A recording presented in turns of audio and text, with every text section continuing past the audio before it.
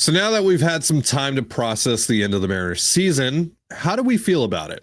Let's put the 2025 Seattle Mariners to rest. Colby, hit it.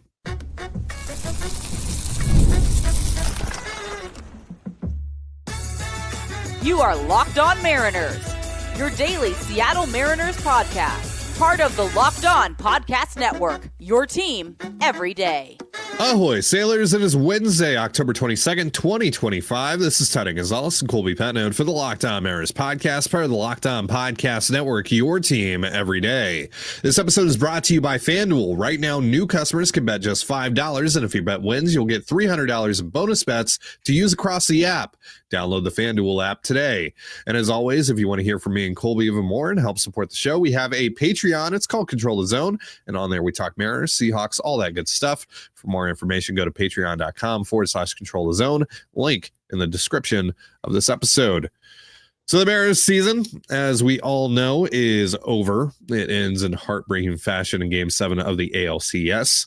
Today, we're going to look back on the season as a whole, discuss how we feel about all of it. We'll talk about what we'll remember most about this team, and we'll also give a general overview of the offseason to come, just our general thoughts going into the winter. But we should start with a conversation that we had mentioned in passing over the last few weeks. Was this a successful season for the Mariners? Now, Cal Raleigh, after the game on Monday, outright called it a failure. Obviously, emotions running at their highest right after that one. So I'm not surprised that he would say that. But Colby, you and I talked about this with Anders Hurst in our ALCS roundtable, that, accomplishing what this team did during the regular season, making the trades that they did at the deadline, going on that insane run in September, winning the division, all that, just to not win a playoff series, that would have been a failure. You would have had a pretty sour taste in your mouth if that happened. But since they did wind up beating the Tigers in the ALDS, that kind of lifted the pressure of all of that. But I guess because of how the ALCS went and how Monday night specifically went, does that kind of retroactively change how you feel about this season? No, I think overall it's still a positive season. Again, I want Cal and Julio and those guys to consider this a failure of a season because they didn't win the World Series. And that is the goal. But, if you want to look at it in a black and white term, then I suppose this is a failure of a season, just like it's going to be for 29 other teams. But I think, it's important for us to look at the context that we don't want players to look at. We want players to be upset that they didn't win. Like that's kind of the point. But for us, when we look back at this season, they won a playoff series. They won their first division title in 24 years. They got to the ALCS for the first time in 24 years. They got to a Game 7 for the first time ever. They were 8 outs away from going to their first ever World Series. And they did it largely with the massive support of a fan base that really for the last 2.5 years had been kind of, I don't want to say fading per se, but like the interest level amongst the team had slowly been fading after their really cool 2022 run where they broke the initial drought. So they reinvigorated the fan base and the region. Mariners baseball is cool again. It is, we saw Mariners baseball be so important that a game 3,000 miles away led to the cheapest Monday Night Football tickets in Seattle in about 20 years. With nobody wanting to go to that game, hardly anybody in the stadium paying attention to that game until the second half started. So we've seen this. We saw the buy-in from other franchises. We saw the buy-in from Mariner fans who have been reignited and their passions are back up, and we saw new people jump aboard and all that, and you can call them fair weather fans or whatever, or bandwagoners. Who cares? They're here. Keep them.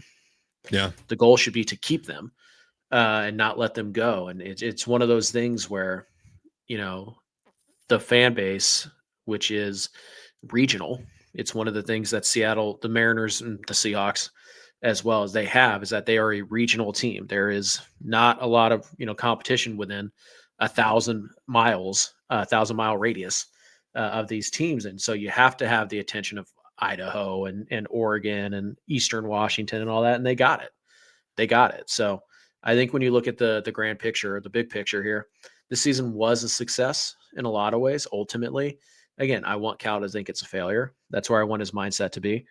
But I think from our perspective of the fan base, a perspective of the health of the franchise in general, this absolutely was a very successful season because they went places they've never been.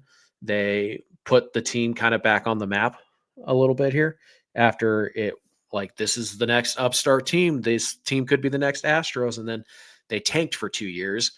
And everybody's same old Mariners, right back to it, the whole 54% saga and all that, blah, blah, blah. And now they've kind of turned the narrative a little bit once again. The key is going to be to continue to turn it by having the offseason they need to have. And we'll talk plenty about that, over the next few months. But I think ultimately it is a very successful season. But I think the long-term success of this season is going to be about what ownership does over the next 4 or 5 months. Yeah, and we'll talk about that a little later on, a bit more in the show. But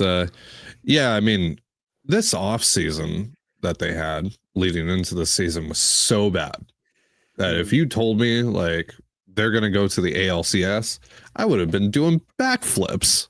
Like, one, I wouldn't have believed you, frankly, because look, going into this season, obviously they had a lot of talent still, right? With the rotation and Julio and Cal, and obviously no one could have expected the year that Cal was going to go on, but Cal to me was already the best catcher in franchise history. He was already the best catcher in Major League Baseball going into this season before he did anything that he did this year.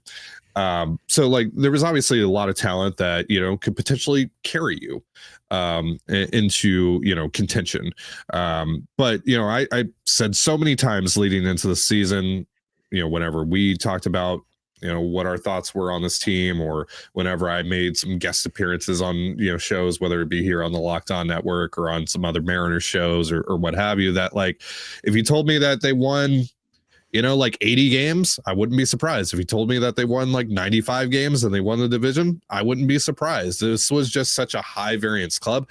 I didn't think though that the likelihood was that they would be the 90 plus win team that won the division and all that stuff, right? I thought by far the likelier outcome of those two would be they only won 77 to 80 games. Things went sideways. They weren't able to stay healthy enough, stuff like that, right? So the fact that they got to this point blew my expectations out of the water. So it's a roaring success, frankly, especially given the fact that, again, they did really nothing. I mean, look, they brought Jorge Polanco back, and that was a huge win for them. Huge, yeah. But the process behind that, I mean, you remember how we were talking about that move and how we were just talking about the offseason in general. It was a terrible offseason. They really did nothing to support this club and put it in a great position to, do what they wound up doing in the end. The fact that they got to this point, I mean, it sucks how it ended.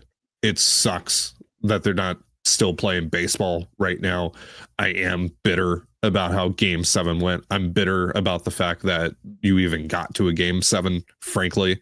I'm bitter about the reasons why you got to a Game 7 and all that. But in general, taking a step back, objectively looking at this season as a whole, I don't know how you could not say it is a massive success. It is one of the best seasons in this franchise's history, which frankly says more about this franchise's history, I think. But still, it was a hell of a ride that we all went on, that this club took us on. It's a season that I won't forget. And again, like I said on Monday, I'm incredibly grateful to have helped tell the story of. And I just, I guess for me, maybe retroactively the levels of success for this season changes depending on what they do next. Yeah. It really is, the important thing, whether you think this season is a success or not, right? If you're just one of those, they didn't win the World Series, it's a failure. First of all, I don't know why you're watching sports. That sounds like a miserable way to take in sports. Championship or it doesn't matter. Nothing matters if you don't win a championship. Okay, that sounds terrible. But if that is you, I think the important thing is whether that is you or not, is we need to determine, is this the outlier? Is this the one out of every 10 years? Maybe they could do something like this. Or is this the start of becoming the type of franchise that regularly plays in these high leverage postseason games and regularly plays and, deep into October and eventually hopefully gets to a World Series and wins one. But like, can they go to the ALCS, 3 times in 5 years or whatever? And can you get to a point where the Mariners don't go to the ALCS? We look at it and like, that's a disappointing outcome. Because right now it's really impossible to look at the Mariners going to the ALCS and saying like, that's a disappointing outcome. Because it's literally as far as they've ever been. So yeah, I think, the question is, the important question here is not so much, is this a success or is this a failure? I think the important question here is this the start of something or is it the end of something? And you missed your opportunity here. And now you kind of have to not start over per se, but you kind of have to rebuild back into to where you are. And we won't know the answer to that for a couple years, unfortunately. So what will we remember most about this season? We'll talk about that in just a moment. But first, a reminder, this episode of the Locked On Mariners podcast is brought to you by Monarch and PrizePicks. Let's be honest, most of us can't even name all our financial accounts, let alone what they're worth. Between 401ks, savings, and investments, it's easy to lose track, and that can mean leaving money on the table. That's why I started using Monarch, an all-in-one personal finance tool that brings your entire financial life together in one clean, easy-to-use interface on your laptop or your phone. Monarch's visual dashboards and smart tools make it so much easier to understand where my money's going and how to make it work harder for me. Don't let financial opportunities slip through the cracks. Use promo code LOCKEDONMLB at monarch.com for 50% off your first year. That's monarch.com, MONARCH.com. Promo code LOCKEDONMLB. That's LOCKEDONMLB for half off your first year. This episode of Locked On Mariners is brought to you by PrizePicks, the daily fantasy app where making the right call can actually pay off. You and I make decisions every day, but on PrizePicks, being right means cashing in. And with football back, PrizePicks is the simplest and fastest way to get in on the action. Just pick more or less on 2 to 6 player projections, and you can turn your takes into real prizes, all in less than 60 seconds. It's quick, easy, and a great way to follow along with football. Download the PrizePicks app today and use the promo code LOCKEDONMLB to get $50 in lineups after you play your first $5 lineup. That's promo code LOCKEDONMLB for $50 in lineups after your first $5 play. PrizePicks, it's good to be right. And you're listening to the Locked On Mariners podcast. So a lot of big moments in this season. A lot of great seasons from individual players. Obviously, the Mariners accomplished a hell of a lot this year, played in a lot of big games. But what will you remember most about this season, Colby? And feel free, if you're watching right now on YouTube, to let us know in the comments below what you'll remember most about this season. But Colby, what will you remember most? Cal Raleigh had a historical season. 65 home runs total. Nobody in American League history has hit more in one calendar season, including the postseason, obviously. And he did it as a catcher, and he played pretty much every single day, and he was great. And whether or not he wins the MVP or not, who knows? But he had the best year of anybody in the American League. And so you're going to remember that. And that's the first thing you're going to remember. Unfortunately, yeah, you are going to remember Dan Wilson's blunder. I mean, it's still being talked about a couple days later as like the single dumbest thing that a manager did this postseason. You're going to remember at least I'm going to remember, that I struggle to say this because it has like play this back in 9 months written all over it. But did we maybe start to see the emergence of Julio Rodriguez, clutch hitter, as he started to change that narrative around? Because, Yeah. I mean, he tried to carry the game 7 performance on his back, and he did for a majority of it. He tried to will them to a game 1 win against the Tigers way back when. Remember, he was the only guy getting on base, and then he won them game 2 with his double down the line. Julio didn't have a ton of hits. I think you look at his like batting average, it's pretty mediocre, but he had a ton of big hits in this run, and also, you know, some bad at bats. We're going to remember the bad ones more than the good ones. That's just typically how it works. But he had a ton of big hits in this one, and in this playoff run. I think you're going to remember Jorge Polanco, obviously, like playoff Jorge. Didn't end very well. The last 3 games against Toronto were bad, unfortunately. Just kind of ran out of steam there at the end, but obviously he kind of carried you in the Detroit series in a lot of ways. So, but yeah, you're going to remember Cal. You're going to remember Jorge Polanco's insane run. You're going to remember Josh Naylor's introduction to Seattle very clearly. And yeah, you're going to remember a bunch of the smaller hits, Polo's game winner, beating Scooble 4 times, including twice in 5 days. You know, and I hope I know most people will remember him for giving up the home run, but I hope I still appreciate like the insane run that Bizzardo went on down the stretch here where, you know, poor guy is going to be forever associated with one pitch, but he was your best reliever for most of the month. And unfortunately, you know, got used one game too much and that was all she wrote. And so, you know, he really left everything out there on the line for you. Yeah. So yeah, I think you're mostly going to remember the positive things here, but yeah, part of the positivity, there has to be some negative things that come out of this season, and there were, and you know, but I think when we talk about 2025, it's going to be fondly, but I think the thing that people are going to like 10 years from now, people are going to be like, what do you still remember about the 2025 team? I think the first answer is going to be one of 2 things. It's either going to be Cal Raleigh, or it's going to be Dan Wilson is a moron, and they blew a chance to go to the World Series.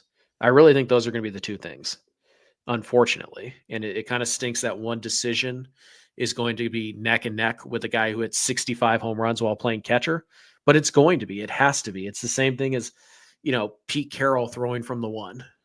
It's very similar to that. And unfortunately, when we talk about the 2013 Seahawks, we talk about the Legion of Boom and the Super Bowl demolishing Peyton Manning and the tip and all these great things. When we talk about, you know, Super Bowl 49, when we talk about the 2014 Seahawks, what do we talk about?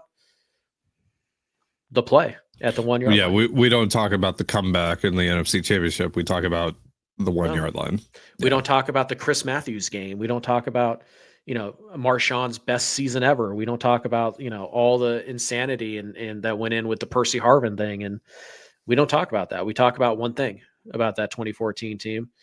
And in a lot of ways, Cal Raleigh was this version of Marshawn Lynch 2014 Seahawks. And we don't talk about 2014 Marshawn when we talk about that team. We talk about the one play. And I think Dan Wilson, unfortunately, has put himself in that category where Cal Raleigh was incredible. And he had a really good playoff run too, by the way. It's not like he just, you know, fell apart. Cal was amazing in the playoffs. Right. Yeah. He's your second best hitter pretty much throughout the start of second or third best hitter throughout the entire playoff run. And he had some big home runs and all that while catching, again, all these games, caught every single pitch of the postseason. But I hope we talk about that, but I think the way we are wired as sports fans is we're going to talk about the negative as much as we're going to talk about the positive. And the negative, the biggest overwhelming negative of 2025 is going to be 10 years from now, Bizzardo versus Munoz in that situation. So yeah, I mean, I think those have to be the answers. It has to be Cal, and then it has to be how Dan managed game 7. I think those are the 2 things we're going to talk about. I'm gonna remember the trade deadline, the Cal season, obviously. unfortunately, Dan's decision there in Game 7. The series in Houston, though, I think to me that was the best moment of the entire year. Was going down to Houston and kicking the absolute you-know-what out of them. That felt amazing. Well, it's going to be a very interesting off season, to say the least. We will go over our general thoughts heading into the winter in just a moment. But first, a reminder, this episode of the Locked On Mariners podcast is brought to you by FanDuel and Rougiette.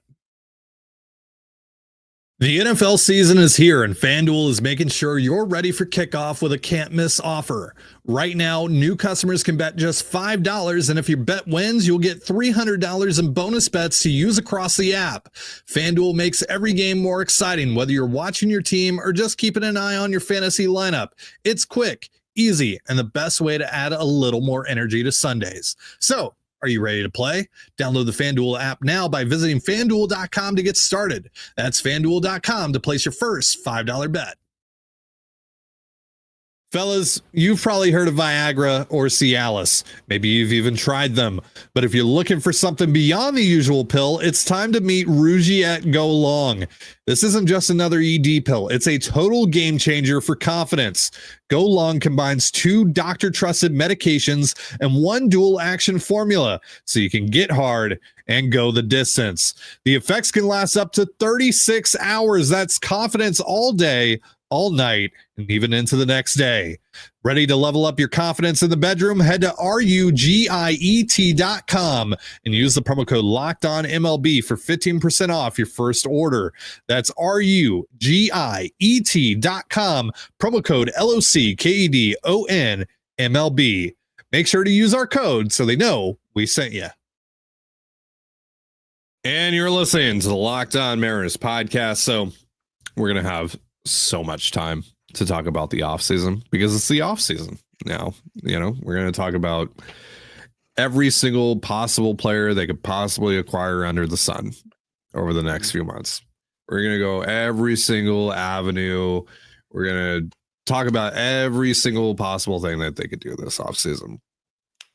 But to just get the ball rolling on offseason talk as we kind of put the 2025 Mariners to rest today, let's just go over our general thoughts going into this off season. So Colby, just like, what's your general, I don't know, just your approach to this off season? Just kind of what are your general thoughts going into this winter? How much are the Mariners going to spend? Because when you look at just bringing back the guys who are under contract for the 2026 season, that alone is going to eat up, you know, again, assuming you tender the people who you're going to tender, and we'll talk about arbitration and all that pretty soon. But yeah, I looked at the math today, and right now, just to bring everybody back on the contracts they've already signed and to fill out the rest of your 40-man roster with even league minimum guys, you're talking about already having about $130-ish million committed to this group, 135, kind of depending on how they want to, calculate the minimum guys and how many they need. And that's not counting Gino and Polo and Naylor, and Mitch Garver and Caleb Ferguson, 2 guys I'm sure everybody wants to bring back. So, you know, that is counting for the payroll or the arbitration estimates that are now out there. So like they finished this year at about 164, I believe is what Spotrac had it at as a final, $164 million payroll. Well, if they want to go back there, then they're going to have about $30 million to spend. But again, that is without having re-signed Josh Naylor or re-signed, any of these other guys that you might want to re-sign. So it really is going to come, and there's no guarantee they want to go back to 160. Last year, they wanted to operate it at around 150. And so, yeah, this really is about what is John Stanton and the ownership group willing to do? How important is it to them to maintain this momentum?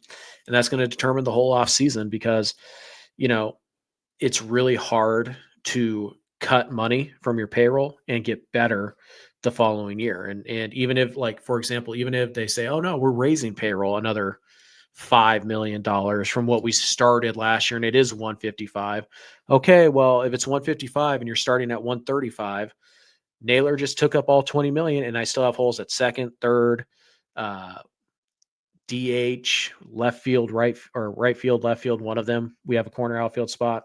So now I have to I have to trade Luis Castillo to go get some more money, but now I have to spend that money on a starting pitcher because I don't trust Emerson Hancock or Logan Evans, and neither should anybody to be a number 5 starter. And I got to go spend that money to replace Luis Castillo and blah blah blah, like we talked about all last winter as well. Now, do I have to go trade JP Crawford to try and find some money to go get some players that I desperately need? It really is hard for the Mariners to get better on paper if ownership is not willing to step up and commit to maintaining this level of excellence. And it's great that they were able to do it once, but they have to do it again and again and again. And winning is a recommitment every offseason. And so far, the Mariners ownership hasn't shown that it's committed to winning at all, really, when you want to break it down. So that is what it's all about. Unfortunately, it's you trust Jerry and Justin for the most part. Not that they're perfect, but you trust them to make pretty good moves and be aggressive in trade talks and, try and look under every stone and all of that. You really do trust them to do that. But we also know that when they have as limited resources as they did, for example, last winter, they just can't make things happen.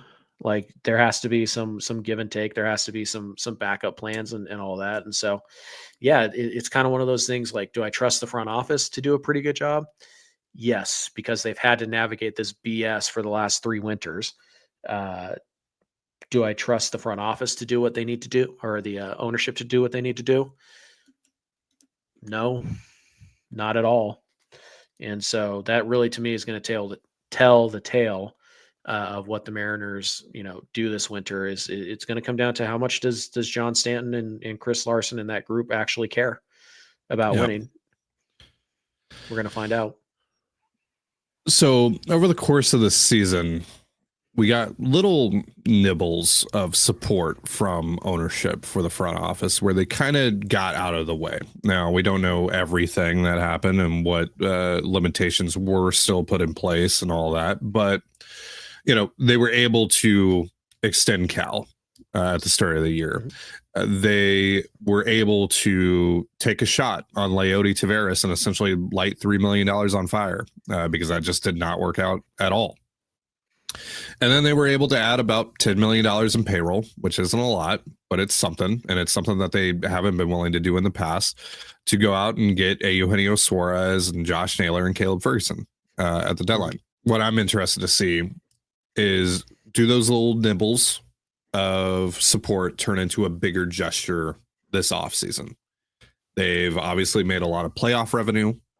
But there's also the TV aspect of this, that now Root Sports is no longer a thing, and Major League Baseball is going to be running their TV production and all that.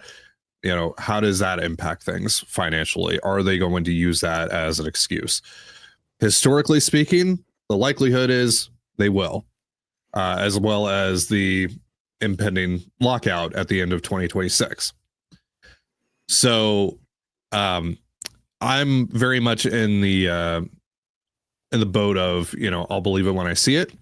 But we did see some changes in how the Mariners operated and their willingness to do more things, their willingness to kind of buck trend over the course of this year, specifically at the deadline, with going out and going after the high profile rentals and being willing to not just go get one of them, but both of them, the 2 biggest bats available. Will that continue? The other thing too is just like, how much turnovers are going to be on this roster? Because obviously there's the 3 free agents, the 3 big free agents, Naylor, Polo, and Gino. But there's also Randy Arozarena in the last year of his club control, and he's set to make $18.2 million in arbitration. That's the projection from MLB Trade Rumors, and they're very, very good at projecting that stuff. So that's probably roughly where he's going to land. JP Crawford in the last year of his deal, he's not a good defensive shortstop anymore. What do you do about that? Do you keep him on the roster but move him to a different position? Luis Castillo, you tried to trade him this past offseason. This year, though, he was the stabilizer in your rotation when, guys got hurt. And he was a big reason that you got to this point, frankly, even though that there were times where he struggled mightily. But he's also due a nice chunk of change, and his no trade clause lifts after January 1st. So has he pitched his final inning in a Mariners uniform? There are a lot of questions here. Yeah. I think the biggest one, too, is this finally the year where they do trade one of the pitchers? Is this not the Castillo? No, like Kirby or Gilbert. Specifically, basically. Yeah, Gilbert or Kirby. Yeah, right. Is this the year where they finally do that? Mm-hmm. So it's possible we could see a lot of big names leave. It's possible that we could also just assume that's going to happen, and that really doesn't, and they just kind of build upon this club, right? Mm-hmm. Sure. I'm definitely at least leaving myself open-minded to that possibility. I don't think that will be the outcome here. I do think there will be significant turnover at the major league level for this club. But it is possible that, part of investing more in this club is just keeping the guys that are making a good amount of money on this club. Sure. You also need to get better, and it's tough to do that if you don't add from the outside. So that's what I'm saying is building on top of what you already have. Well, the only way you can do that is if ownership spends significantly more than they have. So exactly. They all kind of go hand in hand. I would say this, like my sincere hope, one for the front office, one for the ownership, just to keep things fair.